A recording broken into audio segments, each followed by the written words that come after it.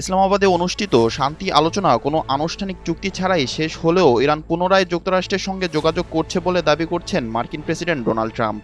ট্রাম্পের মতে তেহরান এখন ওয়াশিংটনের সঙ্গে একটি চুক্তিতে পৌঁছাতে খুবই আগ্রহী।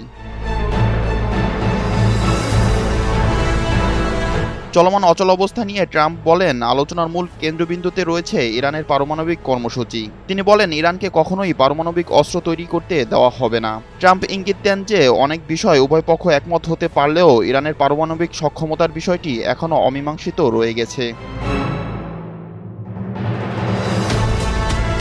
এদিকে মার্কিন সামরিক বাহিনীর নির্ধারিত সময়সীমা অনুযায়ী ইরানের বন্দরগুলোতে নৌ অবরোধ কার্যক্রম শুরু হয়েছে। এই পরিস্থিতিতে ট্রাম্প ইরানি জাহাজগুলোকে কঠোর হুঁশিয়ারি দিয়ে বলেছেন, যদি কোনো জাহাজ মার্কিন অবরোধ সীমার কাছাকাছি আসে তবে তাদের নির্মূল করা হবে। তবে যুক্তরাষ্ট্রের এই অবরোধকে অবৈধ ও জলদস্যুতা হিসেবে আখ্যা দিয়েছেন ইরানের সশস্ত্র বাহিনী। ইরানের পররাষ্ট্রমন্ত্রী আব্বাস আরাকচি পাকিস্তানের আলোচনা ব্যর্থ হওয়ার জন্য ওয়াশিংটনের চরমপন্থা বরাবর নিয়ম পরিবর্তন ও এই নতুন অবরোধকে দায়ী করেছেন। তেহরানের মতে আন্তর্জাতিক জলসীমায় জাহাজ চলাচলে বিধিনিষেধ আরোপ করে যুক্তরাষ্ট্র আন্তর্জাতিক আইন লঙ্ঘন করেছে। কূটনৈতিক এই টানাপোড়েনের মধ্যেই মধ্যপ্রাচ্যের রণক্ষেত্রগুলো উত্তপ্ত হয়ে উঠেছে।